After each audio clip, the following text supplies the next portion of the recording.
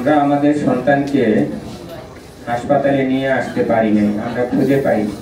যে মেয়েটাকে আপনারা দেখেছেন এখানে করে দুইজন সৈনিক নিয়ে যাচ্ছে, সেটাই আমাদের তাই আশরাফ নাজিয়া। জায়ানের আম্মু যে বলল সে জায়ানেরই বান্ধবী। দুজনেই একই সেকশনে একই ক্লাসে পড়তো, ক্লাস 6 ইংলিশ ভার্সন ডায়মন্ড সেকশনে।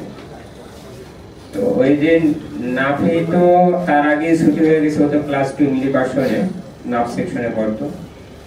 নাজিয়ার দেরি হওয়ার কারণে নাফি কখনই দোতলাতে যায়নি ওর বোনকে নিয়ে আসতে, কারণ দুজনেরই দুইটা আলাদা বিল্ডিং।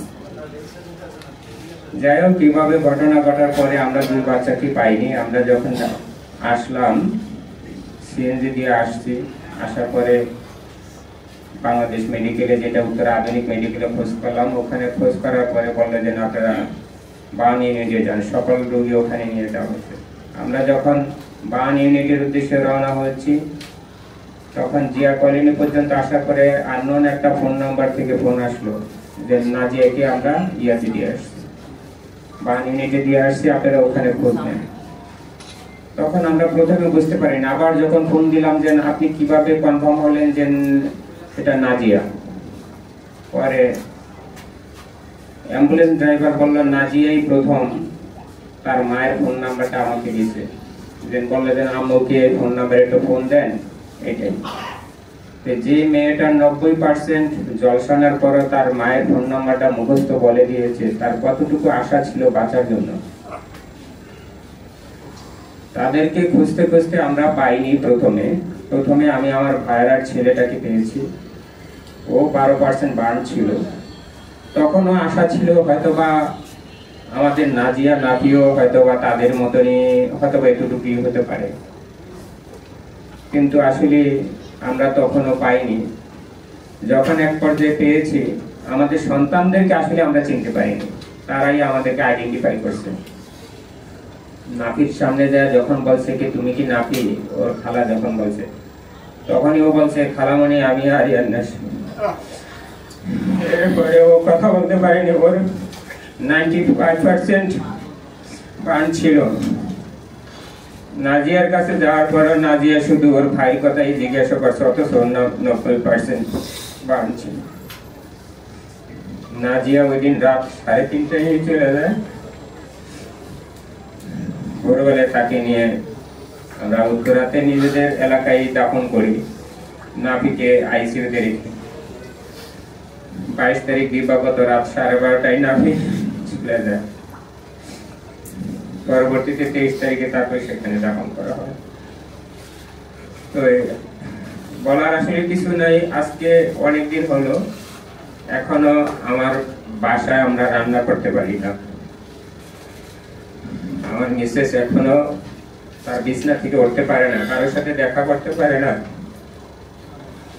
আমাদের এই বয়সে দুটো বাচ্চাই চলে গেছে, কাদের ভুলের জন্য চলে গেছে। আমরা সেদিকে অবশ্যই যাব না। কে ভুল করছে, কে ত্রুটি করছে, কার দোষ আছে, অন্যায় আছে, আমরা তো কাউকে পাবো না ফেরত। তারপরও আমাদের পক্ষ থেকে দেশের জনগণ, দেশের শিক্ষিত সমাজ, আইনজীবীরা এবং দেশের ছাত্র সমাজ যে দাবিগুলো তুলেছে, আমরা সেই দাবিগুলোর সাথে একমত আজ এখানে এসে পৌঁছেছি যে না, আমরা এক্সট্রা কোনো কিছু চাওয়ার কোনো কিছু নাই।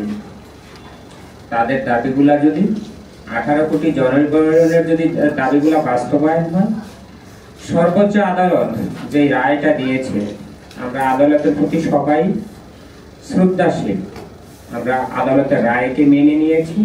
আমাদের আহত এবং নিহত পরিবার, আমাদের এই দাবিগুলো আমরা দ্রুত বাস্তবায়নের জন্য আপনাদের মাধ্যমে সরকারের কাছে উপস্থাপন করছি।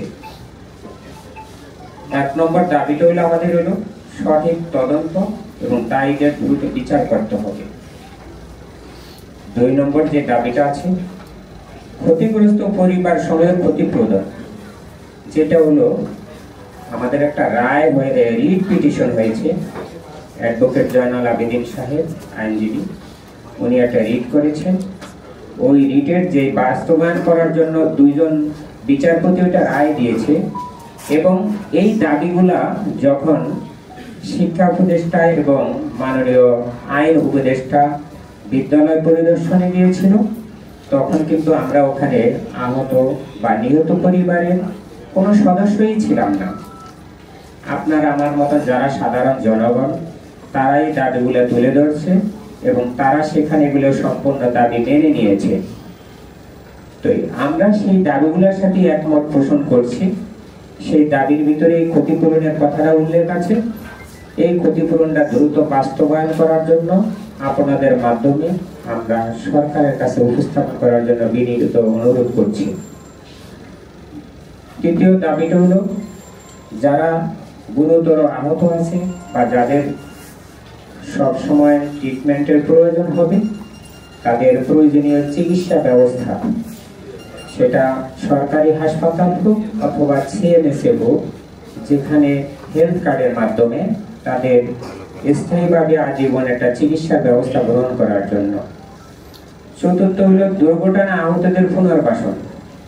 এই দুর্ঘটনায় অনেকেই খুবই আহত হয়েছে, যারা মৃত্যুর মতনই। তারা হয়তোবা ভবিষ্যতে কিছু করতে পারবে না, তারা যাতে কারো বোঝা হয়ে না থাকে, তাহলে তাদের পুনর্বাসনের ব্যবস্থা করা হোক।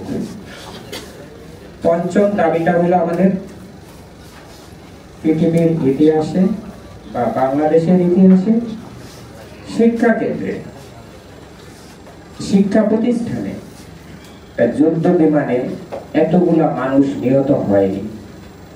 যদি এই ধরনের ঘটনা নাই ঘটে থাকে আর এই ঘটনায় যদি বিরল হয়ে থাকে, তাহলে বাংলাদেশের জীবনে এই শিক্ষা ক্ষেত্রে একটা শিক্ষা শোধ দিবস হিসাবে এই দিবসটা জাতীয়ভাবে শিক্ষা ক্ষেত্রে পালন করার জন্য এবং প্রতি বছর 21শে জুলাই তাদের স্মরণে দোয়ার ব্যবস্থা করা হয়। সেই জন্য জাতীয়ভাবে এটা পালন করার জন্য আপনাদের মাধ্যমে সরকারের কাছে আমরা উপস্থাপন করছি। ষষ্ঠ আমাদের যে দাবিটা ছিল, নিহতের কবর সংরক্ষণের জন্য। নিহতদের জন্য কবর সংরক্ষণের জন্য অনেকে আমাদের উত্তরাতে 12 নম্বর সেক্টরে হয়তো দাফন করতে পারছে, অনেকে যার যার এলাকায় দাফন করতে পারছে। আমরা যারা হারিয়েছি তারা আসলে কখনই স্বাভাবিক হয় না। এই ধরনের ঘটনায় মানুষ মারা যায়, এটা স্বাভাবিক মৃত্যু আর অস্বাভাবিক মৃত্যু। আপনি দেখবেন, হয়তোবা আমরা গুগলে সার্চ দিয়ে দেখেছি, এই ধরনের ঘটনায় যারা সন্তানদেরকে হারিয়েছে, কোমলমতি সন্তানদেরকে হারিয়েছে জলসানো অবস্থায়, এরকম তারা কখনই স্বাভাবিক হতে পারে নাই, আমরা দেখি নাই, স্বাভাবিক হতে দেখি নাই। সেই আমরা আমৃত্যু কখনই স্বাভাবিক হতে পারবো না। তাই তাদের কবরকে স্থায়ীকরণের ব্যবস্থা গ্রহণ করার জন্য অনুরোধ করছি। আমার আরো একটা যে কবরের বিষয়ে, আমি আমার দুটো সন্তানকে 2 দিনে হারিয়েছি। যদি একদিনে হারাতাম তাহলে আমি যে কোনো এক জায়গায় স্থায়ীভাবে কবর দিতে পারতাম, কিন্তু একজনকে আইসিইউতে রেখে আরেকজনকে দাফন করার জন্য আমাকে অস্থায়ী কবরস্থানে দাফন করা লাগছে। এখানে বিমান বাহিনী আমাকে বলছে সহযোগিতা করবে কবরস্থানে স্থায়ী করার জন্য, আসলে এখন তারা নেই। জিনিসটা বুঝতে পারছেন? আমি হয়তোবা অনেক কিছুই বলার আছে, আমি বলবো, আমি পয়েন্টগুলো বলে নেই, কিন্তু তারা